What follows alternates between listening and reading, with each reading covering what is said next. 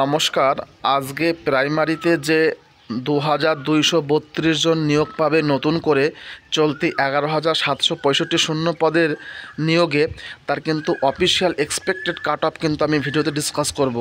অনেক কমেন্ট, অনেক রিকোয়েস্ট আসছে, তাই আজকে আমি সমস্ত ডাটা কালেক্ট করে কিন্তু আজকে ভিডিওটা করছি। অর্থাৎ ইউআর কত কাট অফ হতে পারে, ওবিসি, এবি, পিটি মানে প্যারাটিচার, এসসি এসটি সমস্ত কিছু আমি এতে জানাবো। তো বন্ধুরা অবশ্যই প্রত্যেকে দেখো। তো বন্ধুরা আজকের বিষয়টি হচ্ছে প্রাইমারিতে যে 2232 জন নিয়োগ পাবে তার কিন্তু এক্সপেক্টেড কাট অফ আমি বলবো। তো অবশ্যই শেষ পর্যন্ত দেখে একটা অবশ্যই কমেন্ট করবে আর সম্পূর্ণ দেখো, তাহলে জানতে পারবে। তো চলো শুরু করি আজকের বিষয়টি। বন্ধুরা একটা অবশ্যই লাইক করে দিও, আর নতুন এলে চ্যানেলটি অবশ্যই সাবস্ক্রাইব করে সঙ্গে থাকতে হবে প্রাইমারি সমস্ত আপডেট সবার আগে পাওয়ার জন্য। তো চলো শুরু করি। বলা হয়েছে কি 11,765 শূন্য পদে নিয়োগে বাকি থাকা 2,232 জন নিয়োগ পাবে আগামী 90 দিনের মধ্যেই। এটা কিন্তু সুপ্রিম কোর্ট অফ ইন্ডিয়া বলে দিয়েছে, ঠিক আছে। এবং সেই মোতাবেক কিন্তু প্রাইমারি পর্ষদও কাজ শুরু করে দিয়েছে অলরেডি ভেতরে। এবার চলে আসবো নেক্সট পয়েন্টে। বলছে চলতি 9,533 জন নিয়োগে একটা অফিসিয়াল কাট অফ আমরা জানতে পেরেছি। অর্থাৎ বলা হয়েছে যে 9,533 জন নিয়োগে একটা অফিসিয়াল কাট অফ আমরা জানতে পেরেছি, সেটা আমরা জানবো। অর্থাৎ অফিসিয়াল কাট অফ জানলেই কিন্তু আমরা বুঝতে পারবো যে কত কাট অফ হতে পারে চলতি নিয়োগে। অর্থাৎ 11,765 শূন্য পদের ভ্যাকান্সির অনুযায়ী 2,232 জন নিয়োগে কত কাট অফ হতে পারে। চলো শুরু করি। প্রথমে জানবো আমরা, তারপরে আমরা জানবো এক্সপেক্টেড কাট অফ কত। তো আগে সবাইকে বলবো এইটা আগে জানতে হবে। দেখে নাও, প্রথমে আমরা জেনে নিই 9,533 জন নিয়োগের অফিসিয়াল কাট অফটা, ঠিক আছে। তো দেখো বন্ধুরা প্রত্যেককেই বলবো সম্পূর্ণ দেখতে, তবেই কিন্তু বুঝতে পারবে। ভিডিও কিন্তু কেটে কেটে দেখলে কিন্তু বুঝতে পারবে না। সম্পূর্ণ দেখো, তবেই কিন্তু তোমাদের একটা স্বচ্ছ কনসেপ্ট চলে আসবে এই নিয়োগে কত কাট অফ হতে পারে। তো দেখো কি বলা হয়েছে। বলছে যে জেনারেল ক্যাটাগরি অর্থাৎ ইউআর আনরিজার্ভের জন্য কিন্তু কাট অফ হয়েছিল 33.099। এটা কিন্তু অফিসিয়াল ওয়েবসাইটে পাবলিক করেছিল প্রাইমারি পর্ষদ, সেখান থেকে কিন্তু কালেক্ট করা হয়েছে এই কাট অফটি, ঠিক আছে। এবার চলে যাব ওবিসি বিদের ক্ষেত্রে। ওবিসি বিদের কাট অফ হয়েছিল কিন্তু 32.110, অর্থাৎ মোটামুটি ভালোই কিন্তু কাট অফ হয়েছিল ওবিসিদের ক্ষেত্রেও।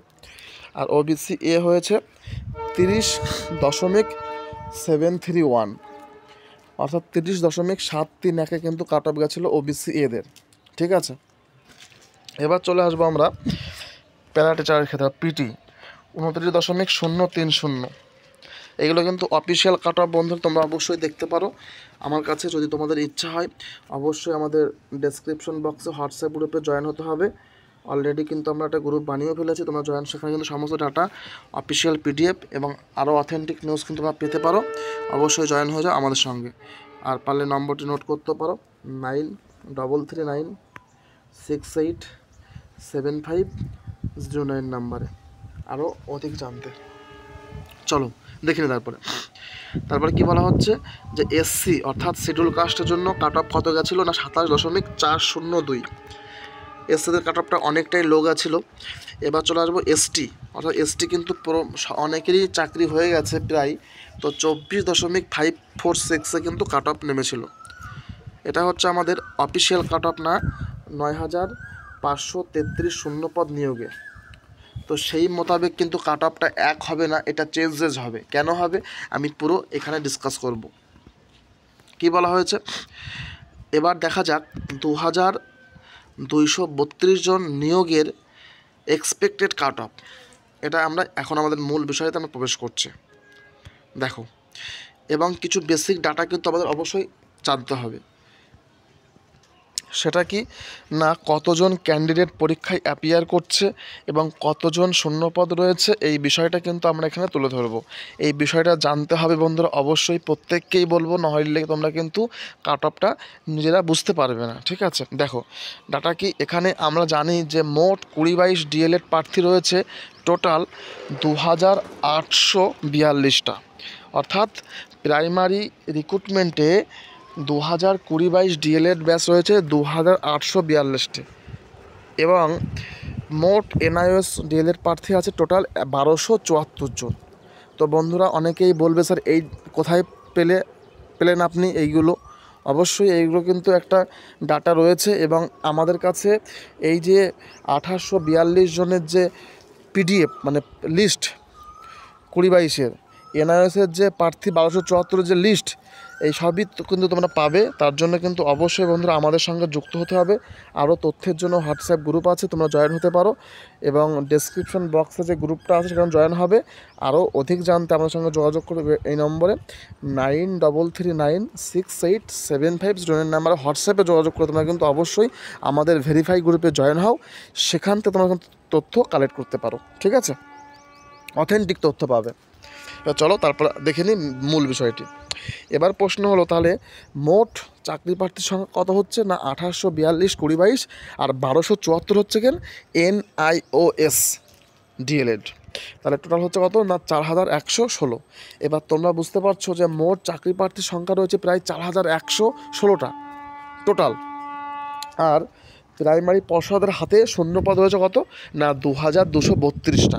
এখন তোমরা বলো যে শূন্য পদের থেকে কিন্তু প্রার্থীর সংখ্যা বেশি হয়ে গেছে, তাহলে কাট অফ তো নিশ্চয়ই একটু হাই হতেই হবে নাকি? তোমাদের মতামতটা বন্ধুরা অবশ্যই কিন্তু কমেন্ট করবে। আমি সম্পূর্ণ নিজের ভাবনা চিন্তার উপরে কিন্তু বলছি। তোমরা অবশ্যই আমার যদি কোনো ভুল ত্রুটি হয় তোমরা কিন্তু অবশ্যই কমেন্ট সেকশন খোলা আছে, কমেন্ট করবে। আমি প্রত্যেকের কিন্তু কমেন্ট দেখি এবং রিপ্লাই করে দিই, ঠিক আছে? তাহলে শূন্যপদ হচ্ছে 2232টা, কিন্তু চাকরি প্রার্থীর সংখ্যা 4116টা প্রায়। এক্স্যাক্টলি ডাটাটা আমি কালেক্ট করেছি, বাট এটা কিন্তু একটু কম বেশি হতেও পারে, ঠিক আছে? তো যাই হোক, তাহলে বুঝতে পারছো প্রায় 2232 শূন্য পদে লড়ছে 4116 জন চাকরি প্রার্থী। এখন প্রশ্ন হলো তাহলে কি হবে? এখন চাকরি পাওয়ার সম্ভাবনা কিন্তু সবাই পাবে না, 100% চাকরি পাবে না।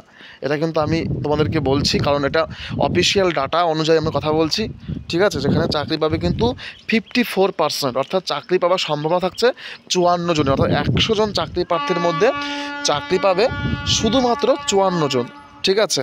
তো বন্ধুরা বুঝতে পারছো নিশ্চয়ই ব্যাপারটা।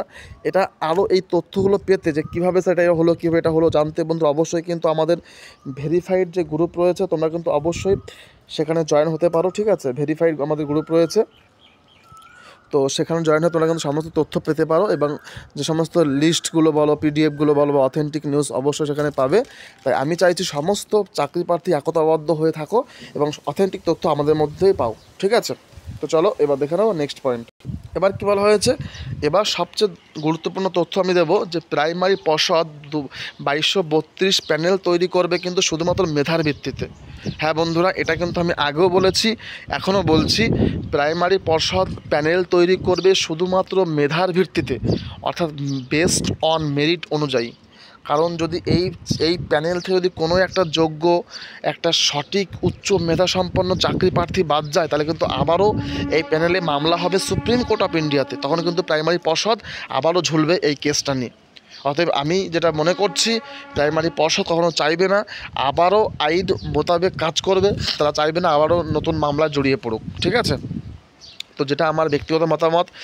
তোমাদের অনেকে অনেক রকম কথা বলছে, আমি শুধুমাত্র বন্ধুরা বলছি তোমরা ব্যাপারটা বোঝো, নিজেদের চিন্তাভাবনা করে বোঝো এবং তোমাদের নিশ্চয়ই বুঝবে, তোমরা যেহেতু চাকরি প্রার্থী, তো কে কী বলছে সেদিকে না দেখে তোমরা নিজেদের ভাবনা চিন্তার থেকে নিজেরা অ্যাপ্লাই করো যে আমি সঠিক বলছি না ভুল বলছি। অবশ্যই কমেন্ট করবে, ভুল হলে অবশ্যই কমেন্ট করবে, ঠিক হলেও কমেন্ট করবে, ঠিক আছে? এটার কোনো অসুবিধা নেই, কমেন্টের অধিকার সবার রয়েছে, ওকে?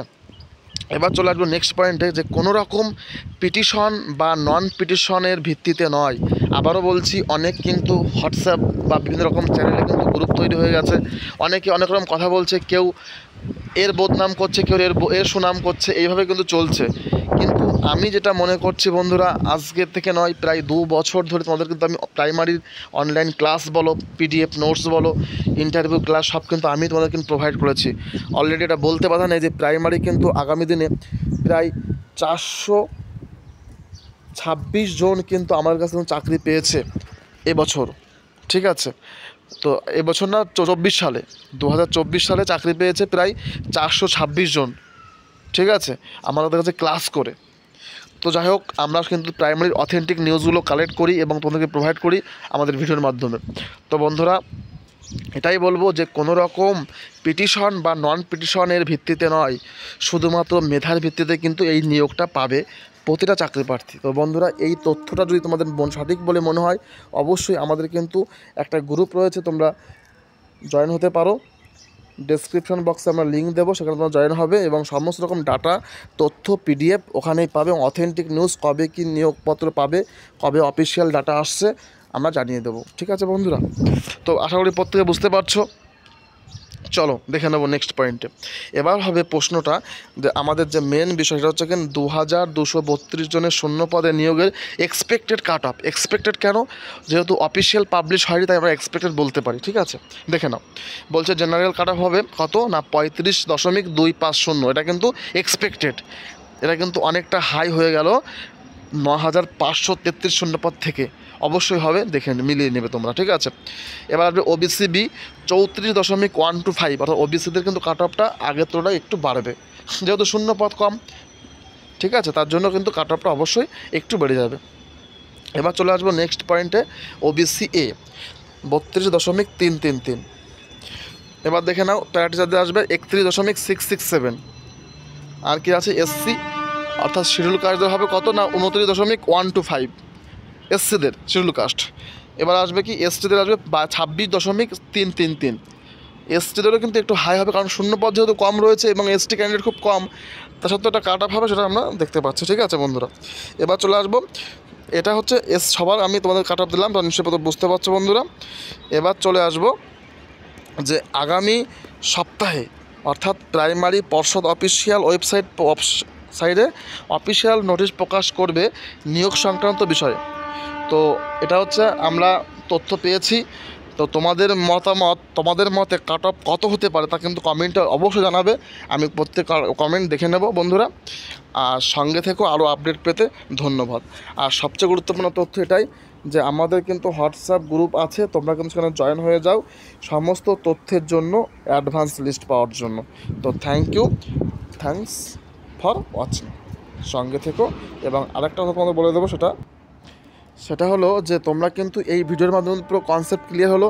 অফিসিয়াল কাট অফ কত হতে পারে, UR, SC, OBC, ST, PT প্রত্যেকে জানতে পারলে বন্ধুরা। তো বন্ধুরা বুঝতে পারলে অবশ্যই সঙ্গে থেকো।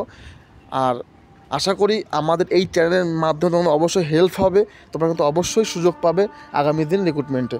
তো সঙ্গে থেকো। Thank you, thanks for watching.